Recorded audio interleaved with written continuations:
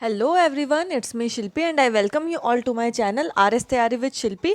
आज की इस वीडियो में हम डिस्कस करेंगे 1857 का रिवॉल्ट, जो कि इंडियन हिस्ट्री में बहुत इम्पॉर्टेंट इवेंट था और किसी भी एग्ज़ाम में इसमें से क्वेश्चन ज़रूर आता है। So let's begin.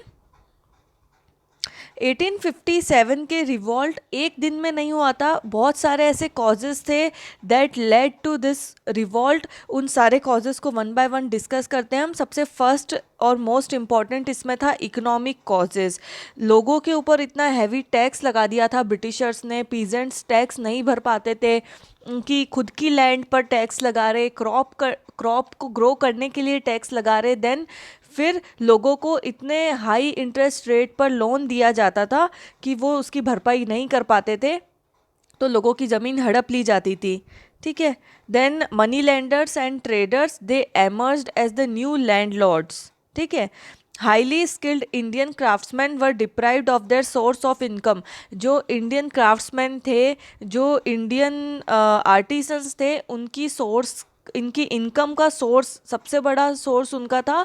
जो भी मुग़ल किंग्स थे या इंडियन किंग्स थे, जो भी प्रिंसेस थे, वो उनको बहुत सराहनीय उनका काम होता था, तो बहुत सारे गिफ्ट्स भी दे दिया करते थे। और दरबार में वो लोग अपनी बनाई हुई चीज़ों को लेकर जाते थे, तो उससे उनको बहुत पैट्रोनेज मिलती थी, बहुत उनकी वर्क की तारीफ़ें होती थी। तो जब क्या हुआ, ब्रिटिशर्स इंडिया में आए तो उन्होंने इंडियन प्रिंसेस की सारे पॉलिटिकल डिसीजंस लेने की पावर और इकोनॉमिक पावर सब छीन ली थी। तो इसी तरह नुकसान हो गया इनडायरेक्टली इंडियन हैंडीक्राफ्ट्स का। देन नेक्स्ट उसमें है पॉलिटिकल कॉजेज़। पॉलिटिकल कॉजेज़ क्या हुए, कंपनी की ग्रीडी पॉलिसी थी। इंडिया में ब्रिटिश एम्पायर को एक्सपेंड करने की पॉलिसीज़ थी। डॉक्ट्रिन ऑफ लैप्स थी, जिसके कारण इंडियन प्रिंसेस की जो भी स्टेट की पावर थी वो सब ब्रिटिशर्स के हाथ में चली जाती थी। तो इस तरह से रूलर्स की पास में अपनी पॉलिटिकल और इकोनॉमिक पावर्स तो रही नहीं, वो ब्रिटिशर्स के भरोसे अपना जीवन व्यापन करते रहे। सो पॉलिटिकल कॉजेज़ का भी बहुत इंपॉर्टेंट रोल था। धीरे धीरे उन्होंने जहाँ हो सकता था वहाँ डायरेक्ट ब्रिटिश टेरिटरी बनाना स्टार्ट कर दिया, और जहाँ पे इंडियन प्रिंसेस थे उनको जैसे तैसे करके अपनी राजगद्दी से हटा दिया, और वो सारी भी पावर ब्रिटिशर्स के हाथ में चली गई। Then next is administrative causes. Administrative causes क्या थे कि इंडियंस की आंखों में धूल झोंककर जो भी ब्रिटिशर्स के ऑफिशियल्स थे, पुलिस थी और लोअर लॉ कोर्ट्स थे, ये सब बहुत हाईली करप्ट थे, तो इससे लोगों को नुकसान हो रहा था। Next in the series is socio religious causes, racial overtones and superiority complex among the Britishers. वो ब्रिटिश ब्लड को हाईली सुपीरियर मानते थे, वाइट ब्लड को ही सुपीरियर मानते थे, और इंडियन ब्लड को बहुत इन्फीरियर मानते थे। तो इस तरह का भेदभाव ये लोग करते थे। तो सोशियो रिलीजियस कॉजेज़ भी बहुत इम्पॉर्टेंट था एक रिवोल्ट को भड़कने में। Then discontent among the sepoys. ये स्टार्ट कहाँ से हुआ कि इस तरह की भ्रांति फैल गई थी और इस तरह की बातें फैल रही थी कि आटे में हड्डियों का चूरा मिला दिया गया है। तो और जो एनफील्ड राइफ़ल आई थी, नई जो एडवांस्ड राइफ़ल्स थी, उसकी जो कार्ट्रिज होती थी उसको मुंह से छीलकर फिर उसको उसमें भरना होता था गन में। तो क्या हुआ था कि जो कार्ट्रिज थी वो उसको रस्टिंग से बचाने के लिए ग्रीसिंग उसकी करी जाती थी, और वो ग्रीस थी चर्बी थी, इसमें पिग फैट की थी चर्बी या फिर बीफ की चर्बी थी। तो हिंदू और मुस्लिम दोनों ही धर्म के लिए वर्जित थी, तो रिवोल्ट भड़कने का ये भी मेन कारण रहा। अब उसके बाद में रिवोल्ट स्टार्ट कैसे हुआ। रिवोल्ट 10 मई 1857 को स्टार्ट हुआ, जहाँ पे सारी फोर्सेस रैपिडली गैदर हो रही थी, और वो प्लेस थी मेरठ में, दिल्ली के पास में। ये मेरठ इंसिडेंट के पहले भी ऐसे कुछ इंसिडेंट्स हुए जिससे कि सिपॉयज़, तब के सोल्जर को कहा जाता था सिपॉय। तो वो सारे इकट्ठे होने का कारण कैसे बनी, 19th नेटिव इन्फेंट्री बहरामपुर में उन्होंने क्या करा कि जो नई एनफील्ड राइफ़ल है उसको यूज़ करने से मना कर दिया, और उन्होंने क्रांति कर ली फरवरी 1857 में। और उनको सेना से मार्च 1857 में निकाल दिया गया।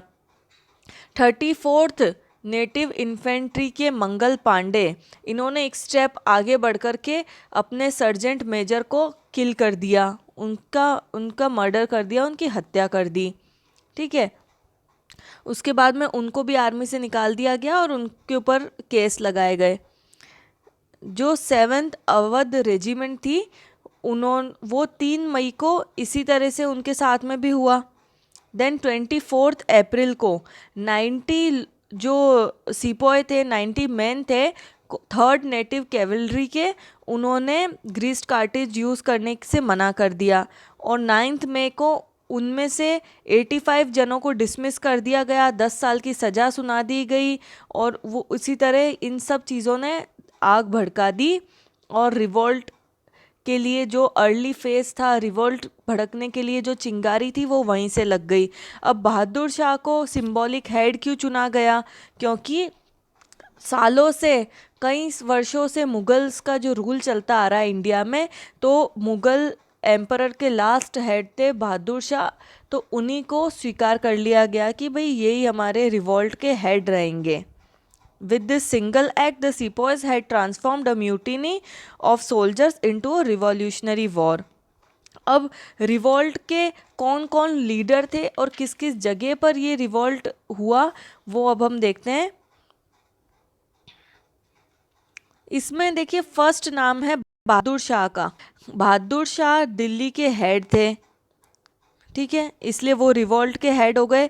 नेक्स्ट है इसमें जनरल बख्त खान, ये सॉरी यहाँ पे स्पेलिंग मिस्टेक है, जनरल बख्त खान और खान बहादुर, इन दोनों का नाम इसलिए लिया गया है कि जो जनरल बख्त खान थे वो बरेली ट्रूप्स को लीड कर रहे थे और वो उन ट्रूप्स को लेकर के कहाँ आए, दिल्ली में। ठीक है, और जो खान बहादुर है उनका नाम इसलिए लिया गया क्योंकि वो रोहिलखंड के पहले एक फॉर्मर रूलर के डिसेंडेंट हैं और कमांड थी उनके हाथ में। नेक्स्ट है नाना साहेब। नाना साहेब का क्या हुआ कि भाई कानपुर में वो क्यों रह रहे थे, क्योंकि वो बाजीराव सेकंड जो लास्ट पेशवा थे उनके अडॉप्टेड सन थे, तो उनको फैमिली टाइटल से तो रिफ्यूज़ कर दिया गया, पूना से निकाल दिया गया, उन्होंने कानपुर में जाके शरण ले ली। जब ये रिवॉल्ट स्टार्ट हुआ तो उन्होंने अपने आप को पेशवा घोषित करके इंग्लिश को निकाल दिया वहाँ से, कानपुर से। नेक्स्ट है बेगम हजरत महल और उसका बेटा बिरजिस कादिर। इन्होंने कहाँ पे रिवॉल्ट को लीड किया, लखनऊ में। Then next is Kunwar Singh. Kunwar Singh एक जागीरदार थे जगदीशपुर नामक जगह का, बिहार में। देन उसके बाद है मौलवी अहमदुल्ला, इन्होंने फैज़ाबाद में इस रिवॉल्ट को लीड किया। मोस्ट इम्पॉर्टेंट इसमें है रानी लक्ष्मीबाई, जिन्होंने अपने आखिरी दम तक झांसी को बचाए रखा और अंग्रेज़ों को खदेड़ने में कामयाब तो नहीं हो पाई पर बहुत हद तक उन्होंने कोशिश करी।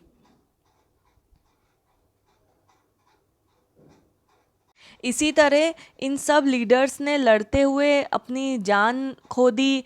कोई जंगलों में छुपकर भाग गया जिसे बाद में पकड़ करके मार दिया गया, और ये जो लीडर के हेड थे बहादुर शाह, इनको रंगून भेज दिया गया, जेल में रखा गया, जहाँ 1862 में इनकी डेथ हो गई। देन अब हम देखेंगे इस रिवोल्ट को कैसे दबाया गया। इस रिवोल्ट को ब्रिटिशर्स ने ब्रिटिश ट्रूप्स के जरिए दबाया और उसके बाद बहुत चेंजेस भी आए। तो इस रिवोल्ट को दबाया 20 सितंबर 1857 में। अब इस रिवोल्ट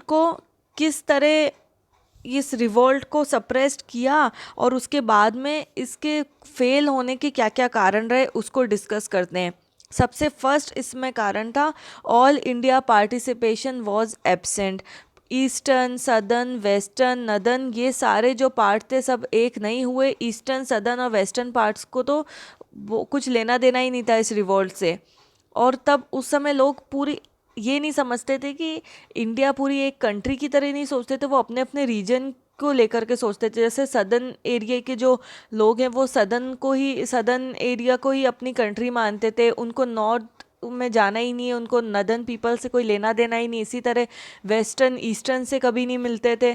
तो हर कोई एक अपनी अपनी टेरिटरी को ही अपनी कंट्री मानता था, India as a one unit नहीं हुआ था।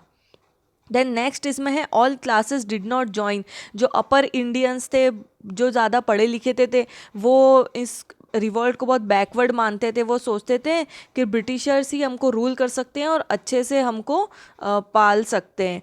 Then most Indian rulers refuse to join the revolt और ब्रिटिशर्स को हेल्प करने लग गए थे, जिसमें कि ग्वालियर्स के सिंधिया परिवार, इंदौर के होलकर परिवार, rulers of Patiala, Sindh and other Sikh rulers and Maharaja of Kashmir, इन सब ने रिवॉल्ट को ज्वाइन नहीं किया था, उल्टा इन्होंने ब्रिटिशर्स का साथ दिया था।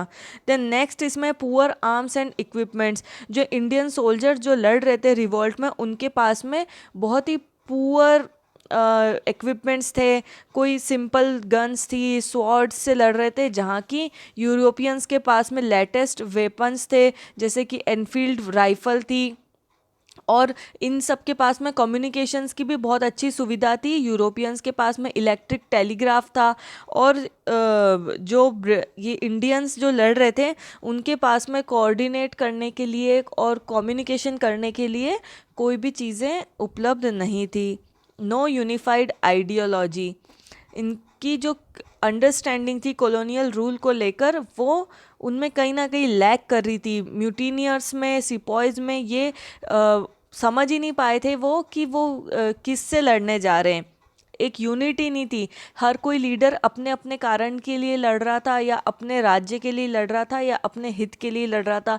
वो सब यूनाइट नहीं हुए, उनके विचार कभी नहीं मिले। शायद तभी वो एक साथ मिलके लड़े होते तो इंडिया को फ्रीडम तभी मिल गई होती। लेकिन इसमें हिंदू मुस्लिम यूनिटी फैक्टर ज़रूर था। देन कॉन्सिक्वेंसेस क्या क्या रहे रिवॉल्ट के। Company rule was abolished and the administration was assumed and owned by British crown. British crown के हाथ में चली गई पूरी बागडोर और कंपनी को अबॉलिश कर दिया गया। Next is queen's proclamation was issued on November 1st 1858 by lord Canning at durbar at Allahabad. Next is eras of expansion and annexation ended. अब ब्रिटिशर्स ने अपने एक्सपेंशन पॉलिसी को वहीं रोक दिया और ये प्रॉमिस किया कि इंडियन स्टेट्स की डिग्निटी को वो मेंटेन करेंगे और इंडियन प्रिंसेस की डिग्निटी को भी। Then Indian states has to recognise British paramountcy, लेकिन एक शर्त ये रख दी कि ब्रिटिश सर्वोपरि है, सबसे ऊपर है, ये सब इंडियन स्टेट को मानना पड़ेगा, ऐसी कंडीशन भी रखी। Racial hatred between Britishers and Indians were aggravated. Army को रीऑर्गेनाइज किया क्योंकि आर्मी से ही ये रिवॉल्ट स्टार्ट हुआ था। So this was all about today's lesson of revolt of 1857। Thank you for listening.